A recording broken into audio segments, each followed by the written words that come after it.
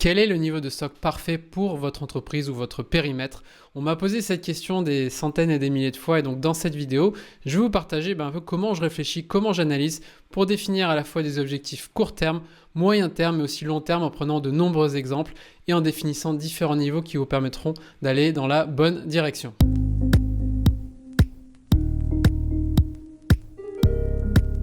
Ok, donc je vais être honnête avec vous tout de suite, ça fait 15 ans que je travaille en supply chain dans les opérations. J'ai vraiment fait mon maximum dans de très nombreux pays, avec de nombreuses personnes autour de moi, des experts. J'étais moi-même classifié comme top performer dans mes entreprises. J'ai réduit les stocks de plus de centaines de millions d'euros et de dollars. Et malgré ça, j'ai jamais réussi à atteindre ce niveau parfait. Jamais, jamais. Et pourtant, j'ai vraiment donné mon maximum. Et je peux vous dire, même quand vous avez des bonnes années, vous le savez très bien, mais Edouard, tu as fait une très bonne année, mais l'année prochaine, il va falloir faire mieux. Il va falloir faire encore moins de stock avec plus de services et plus de volume et de chiffre d'affaires.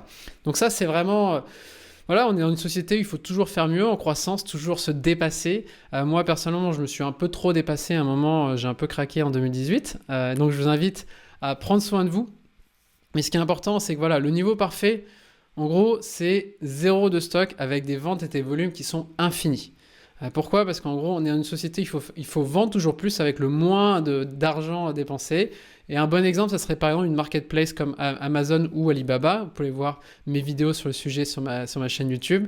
Mais voilà, vous avez des modèles où en gros, vous vendez un stock qui ne vous appartient pas. Et l'idée, c'est d'en vendre un maximum, une valeur infinie. Et si on va même plus loin, on pourrait dire le niveau parfait, c'est un stock négatif infini avec des ventes et des volumes infinis aussi. C'est-à-dire qu'en gros, et vous allez voir ma vidéo sur le coût de stock, plus en gros, vous allez vous faire payer par vos clients infiniment avant de vendre les produits à vos clients, ce qui fait que vous avez une trésorerie qui est infiniment positive. Donc ça, c'est la théorie, c'est les mathématiques, mais en gros, c'est pour ça qu'on est tous insatisfaits, c'est que il faut accepter l'idée qu'on n'y arrivera jamais à la perfection, à part si vous arrivez à trouver l'infini, mais moi, j'ai pas encore trouvé. Et ce qui est important, c'est de se détacher de cette perfection. Moi, j'étais trop attaché et c'est ce qui m'a fait très mal parce que je voulais toujours faire plus et je me suis épuisé physiquement et mentalement. Mais ce qui est important, c'est d'abord la direction. Et donc, si je reprends l'exemple, par exemple, d'Elon Musk, donc Elon Musk a envie qu'on aille habiter peut-être sur Mars. C'est une direction qui est très ambitieuse, mais ce qui est important, c'est qu'elle va motiver, inspirer énormément de personnes autour de lui. Moi, personnellement, je préfère rester sur notre belle planète. Mais voilà, c'est grâce à cette vision qui est très puissante, eh bien, il a déjà réussi à construire avec ses équipes des fusées, par exemple, qui vont atterrir toutes seules. Donc, je trouve que c'est un très bon exemple. Et donc, pour définir votre stock cible, pas le parfait, mais le cible, l'idéal, en tout cas la bonne direction, il y a 4 étapes à suivre. Je vais essayer de le faire en moins de 10-15 minutes pour que ça soit simple pour vous. On va aller un peu vite sur certains sujets. Je vous invite à aller voir d'autres vidéos si je vais trop vite. En tout cas, voilà, vous ne pouvez pas améliorer ce que vous ne pouvez pas mesurer. Et donc, il y a 3 gros piliers que vous connaissez déjà pour avoir une supply chain et une entreprise rentable. Il faut un bon service qui donne un bon chiffre d'affaires avec le moins de stock et le cash possible investi et le moins de coûts pour votre entreprise. Mais attention, aujourd'hui, on va surtout parler de stock et on ne va pas parler de stock en valeur, en dollars ou en euros. Pourquoi? Parce qu'en fait, ça ne veut pas dire grand-chose, un objectif de stock en valeur si vous ne regardez pas les volumes ou les ventes. Donc vous irez voir cette vidéo si vous ne la connaissez pas. Mais si vous avez une croissance de 200% des ventes, le stock en valeur doit aussi progresser plus vite que si vous avez une croissance des volumes de moins 20%. Donc c'est pour ça, là je vais un peu vite parce que j'en parle dans une autre vidéo, mais je vous invite vraiment à la regarder. Mais on va vraiment se focaliser en nombre de jours et pas en valeur pour pouvoir avoir des choses qui sont comparables, quel que soit votre niveau de volume ou de croissance. Ok, donc la formule, on la connaît, c'est stock moyen divisé par les ventes ou les volumes fois 365 jours. Important de bien valoriser avec la même unité le stock et les ventes ou les consommations. Et on va le faire sur 52 semaines. Et nous, ce qui est important, c'est ok, quel est le stock cible? Quelle est ma cible future idéale? Comment je la définis? Et donc, c'est ce qu'on va voir maintenant. Donc, comment définir cette cible? Vous avez différents niveaux dans une entreprise. Vous avez le lieu géographique qui va du monde jusqu'à une personne en particulier dans une entreprise, dans une usine. Vous avez le niveau de produit, tous les produits à une taille de produit en particulier. Et vous avez la durée entre les années, le quarter, les mois, je mélange un peu le français et l'anglais, pas de souci. Et l'idée, c'est qu'on va surtout se focaliser aujourd'hui une prévision qui est top-down, macro-micro. On va regarder le sommet avant de se concentrer sur les niveaux de détail plus en détail. Mais ce qui est important, c'est que moi, je préfère toujours commencer par le macro avant le micro. Je trouve que faire la somme de prévisions d'articles pour une prévision de stock ou de vente, je trouve que c'est clairement pas le plus efficace pour moi. En tout cas, c'est ma conviction personnelle. Donc, on va commencer par ça. Et la première étape, c'est quoi? C'est de mesurer vos performances passées. Donc, les performances passées, ici, je vous donne un exemple d'une entreprise que j'avais accompagnée, qui a des chiffres qui sont similaires. Voilà, on voit les ventes, on a le stock avec la même valorisation, on a la rotation de stock en jour qui est clairement pas bonne du tout, surtout que c'est une entreprise qui travaille dans la mode, la distribution de produits de mode. On a la dispo de tous les produits, on a la dispo des produits A et B. Je trouve que c'est intéressant de se focaliser sur les produits code A et B qui sont qui ont les plus gros volumes en chiffres ou en profit. Et donc vous avez l'ensemble de vos performances. Vous pourrez voir d'autres vidéos si vous ne savez pas mesurer ces KPI. Et vous voyez que cette année, on est à 240 jours de rotation de stock, ce qui est énorme. Et donc ensuite, on a différents horizons d'objectifs pour la rotation de stock cible future. Et donc ces différents horizons que je vais vous partager, c'est comme ça que je réfléchis. On a la valeur d'aujourd'hui. Et ensuite, on a 1 an, 3 ans, 5 ans. Vous pouvez même mettre 10 ans si vous avez envie d'avoir une belle projection comme Elon Musk. Et donc voilà, vous avez différentes projections. Et donc ce qu'on va voir dans cette vidéo, c'est comment retravailler les différents niveaux de aujourd'hui, 1 an, 3 ans jusqu'à 5 ans. Et donc moi, ce que je recommande, c'est toujours de commencer par la prévision long terme qui va vous donner la direction. Une fois que vous avez la direction, vous pouvez revenir sur quelque chose de plus court terme et ça va vous aider d'ailleurs à définir les différentes étapes. Je le fais pour les stocks, je le fais pour les ventes, je le fais aussi pour mes équipes. J'aime bien savoir qu'est-ce qu'ils veulent faire dans le futur long terme et ensuite comment les aider à aller dans la bonne direction, que ce soit avec moi ou même potentiellement avec un autre projet professionnel qui n'est pas directement avec moi. L'important, c'est d'aller dans la direction qui est la nôtre. Et donc, la deuxième étape, après avoir les chiffres historiques, c'est les objectifs long terme, 5 à 10 ans. Comment on fait pour définir une cible long terme? Bien moi, je regarde d'abord toujours les performances historiques. Donc ici, on voit que par exemple en rotation de stock, le mieux qu'on ait fait, c'est 183 jours il y a 4 ans. On dit ok, au mieux, on peut faire au mieux qu'il y a 4 ans, n'est-ce pas? Et on voit aussi que la disponibilité n'était pas exceptionnelle, donc on a vraiment un vrai potentiel autour de ça. Il y a 2 ans aussi, on avait fait 200 jours, donc le fait qu'on soit à 240 déjà, on voit ce qu'il est possible de faire. Clairement, cette entreprise n'a jamais eu un service supply chain qui était à un bon niveau de maturité. Donc clairement, on peut faire beaucoup mieux que ça. Mais en fonction de votre niveau de maturité, vous allez pouvoir le savoir. Un autre point qui est important, c'est quelles vont être les ventes et les volumes sur ces prochaines années. Donc je vous invite bien sûr à discuter avec votre responsable prévision, finance, commerciale. Mais ce qui est important, c'est que c'est plus facile de réduire les stocks quand vous avez plus de volume que quand vous en avez moins. Une très grande entreprise pourra plus facilement optimiser si elle a plus de volume, sauf si elle ouvre trop d'entrepôts, trop de magasins ou si elle développe trop de produits.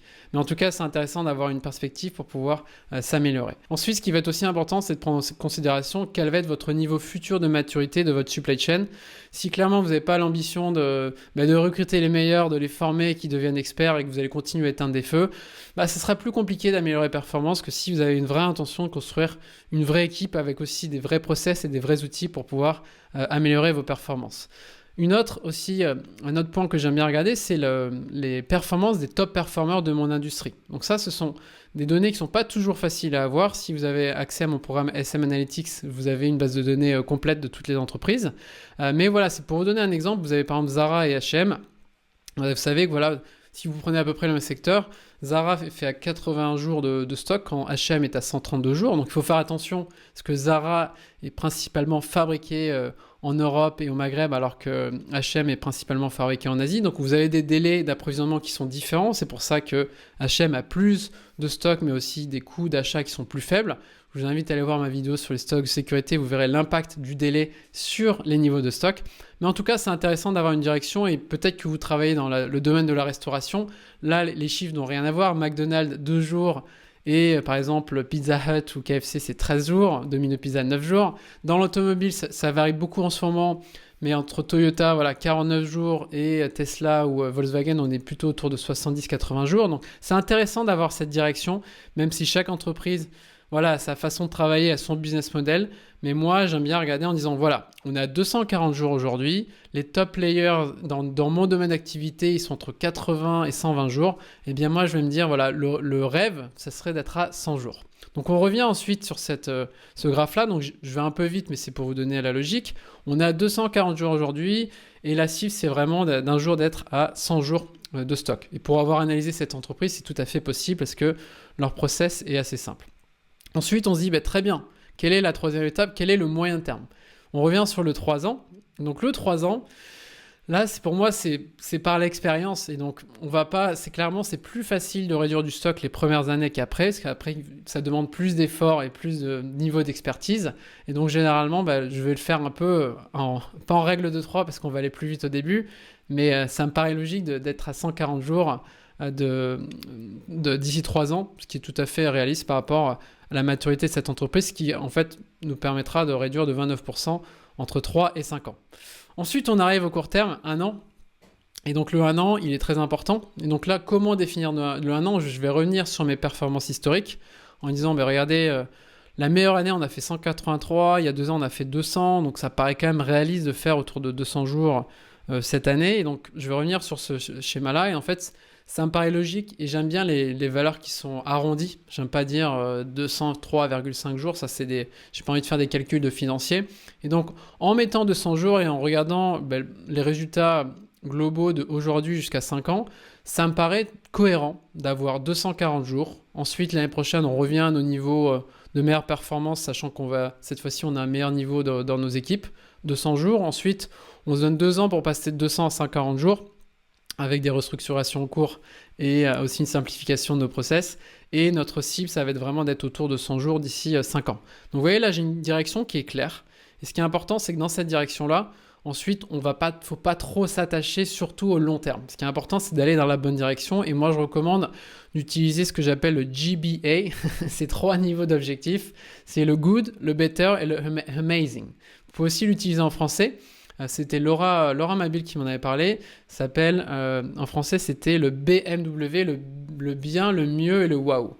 Ok. Et donc, vous voyez que le good, on se dit, ça sera quand même bien si on réduit au moins les stocks de 8%, donc ça fera 220 jours. Le mieux, ça serait quand même 200 jours, qui est un peu notre objectif cible.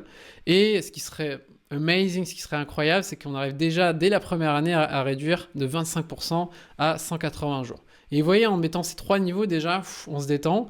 Le good, en gros, ça va payer les factures. Le mieux, on va commencer à récompenser tout le monde autour de nous. On sera tous contents. Et le amazing, on va faire une grosse fête. On va tous partir dans la forêt ou dans la montagne et fêter tout ça ensemble avec des bons produits du terroir.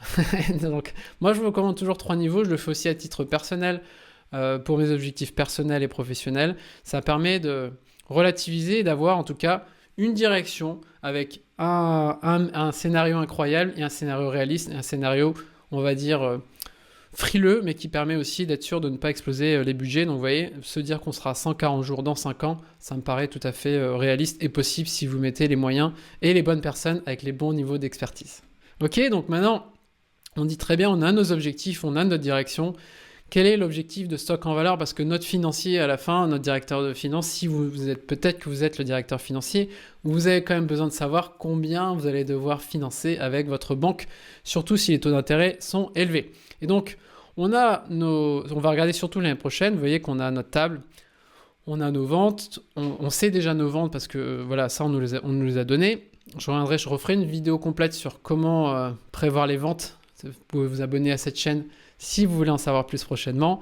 Et ce qui nous manque, voilà, on a la rotation de stock en jour, mais on n'a pas la valeur. Et donc, comment on va mettre la valeur? En passant aussi, je me suis mis comme objectif que j'allais augmenter la disponibilité uniquement de mes produits A et B. C'est mon seul objectif, parce que je ne veux pas détériorer trop les niveaux de stock et je ne peux pas garantir trop de disponibilité sur tous mes produits. Donc, moi, clairement, quand je suis en situation où c'est la panique, je commence toujours comme ça. Et donc, si je reviens sur ma formule, si on revient sur le stock, on a la valeur cible de 100 jours, on a nos ventes ou nos volumes, on les a déjà dans la table, on a le stock qu'on cherche fois 365 pour le résultat annuel. Et donc, qu'est-ce qu'on va faire? Eh bien, on va faire une règle de 3 pour remplacer nos chiffres. Et donc, la vraie formule, ça va être stock égale les ventes divisées par 365 fois le stock, la rotation de stock cible. Et donc à la fin, on retrouve notre valeur en stock. Vous pouvez répéter ou mettre en pause cette vidéo, c'est juste une règle de 3 mathématiques. Et donc notre stock cible avec ces données-là, c'est 18 millions. Et donc quand je reviens dans ma table, eh bien maintenant on a l'ensemble de nos objectifs pour l'année prochaine pour aller dans la bonne direction, la direction 1 an. Ok? Donc je vais un peu vite, mais c'est pour vous donner une idée. Ensuite, vous allez me dire, mais c'est bien Edouard, mais comment je fais au mois et à la semaine? Parce que j'ai besoin aussi pour mon entrepôt, pour mon usine, d'avoir des volumes pour pouvoir aussi peut-être acheter des matières premières. Et donc, après avoir déterminé le 5 ans, 3 ans, 1 an, eh bien, vous pouvez commencer à attaquer le mois ou semaine. La plupart des entreprises travaillent au mois, peut-être que vous travaillez à la semaine, ça dépend de votre activité. Et donc pour ça, eh bien, il va falloir mettre en place des saisonnalités. Donc je ne vais pas avoir le temps dans cette vidéo de vous parler de saisonnalité. Si vous voulez vraiment que je fasse une vidéo sur ce sujet-là, mettez-moi un commentaire. Et si j'ai au moins 10 commentaires sur cette vidéo et aussi sur la saisonnalité, eh bien, je le ferai avec grand plaisir. Donc j'attends d'avoir 10 commentaires sur ce sujet-là. Donnez-moi envie de faire cette vidéo, mais l'idée, ça va être d'éclater cette prévision annuelle sur une prévision mensuelle ou hebdomadaire qui vous permettra de donner de la visibilité à l'ensemble de vos équipes pour pouvoir avoir cette rotation de stock qui soit aussi définie par mois ou par semaine. Et une fois que vous avez cette saisonnalité, vous pouvez commencer à travailler à la semaine. Ici, vous avez par exemple un Excel que j'explique comment créer pour les membres de mes programmes privés. Vous voyez, on a ici une projection des ventes et ici, on a une projection des stocks qui est très utile pour pouvoir s'alerter sur des problèmes de budget, de trésorerie et aussi des problèmes de rupture. Donc je vous invite à l'expérimenter et à l'appliquer sur Excel aussi de votre côté. Ok, donc maintenant, pour terminer cette vidéo, quel est votre objectif de stock cette année? Est-ce que vous l'avez déjà défini? Est-ce que vous avez... l'une de mes idées vous inspire. Est-ce que j'ai oublié un sujet? Bien sûr que je vais trop vite, mais est-ce que vous avez un sujet que j'ai peut-être pas mentionné qui est important pour vous? En tout cas, si vous voulez vous améliorer, plus vous allez analyser, plus vous allez le ressentir. Donc là, je suis quelqu'un de très logique et mathématique, mais après, j'ai aussi beaucoup d'intuition. Et maintenant, quand je vois une entreprise, en 15-20 minutes, si on me donne les bonnes informations, je suis capable de ressentir ce qu'il est possible et ce qui n'est pas possible de faire. Donc, je vous invite vraiment à pratiquer et à ressentir ces données. Ok, super. Donc maintenant, vous allez me dire, super, j'ai les objectifs. Comment atteindre mes objectifs ambitieux? C'est la dernière étape. Et donc pour ça, là, je vous ai donné le niveau global. Ensuite, il va falloir redescendre à un niveau un peu plus bas, les niveaux par type de produit, par catégorie, par lieu géographique, pour passer d'un niveau stratégique à un niveau opérationnel. Clairement, je vous le dis tout de suite, l'erreur, c'est d'avoir le même objectif de stock, par exemple 200 jours sur l'ensemble de vos produits. Ça va vraiment dépendre de votre stratégie et de l'importance de chaque produit par rapport à votre entreprise. Et bien sûr, ce qui est important aussi, c'est que vous n'avez pas besoin forcément de changer votre ERP ou votre logiciel de gestion pour pouvoir améliorer ses performances. Moi, personnellement, j'utilise énormément Excel parce qu'on peut aller démarrer immédiatement des analyses, mettre en place des actions correctives sur Excel ou dans les ERP sans pouvoir attendre 1, 2, 3 ans un projet de transformation. Les deux sont bien sûr complémentaires, mais mon objectif avec ABC Supply Chain, c'est vous donner les outils que vous pouvez appliquer immédiatement pour pouvoir améliorer vos stocks de 20-30% rapidement, et c'est tout à fait possible en mettant en place les bons outils, en étant méthodique. Donc si vous voulez plus loin sur ces sujets-là, j'ai développé de nombreux outils Excel que vous pouvez appliquer et regarder sous la vidéo. Et pour ceux qui veulent aller beaucoup plus loin, j'ai créé des méthodes et des formations complètes. J'ai notamment une formation gratuite qui va vous expliquer comment ne plus subir les ruptures et les surstocks, notamment en revenant sur 13 paramètres indispensables. Vous avez tous les détails sous la vidéo. Merci de m'avoir regardé. J'étais un peu vite aujourd'hui, mais on est sur un niveau un peu plus avancé. J'espère sincèrement en tout cas pouvoir vous aider à améliorer vos performances et à aussi avoir moins de stress au quotidien pour pouvoir vous concentrer sur ce qui vous amuse vraiment.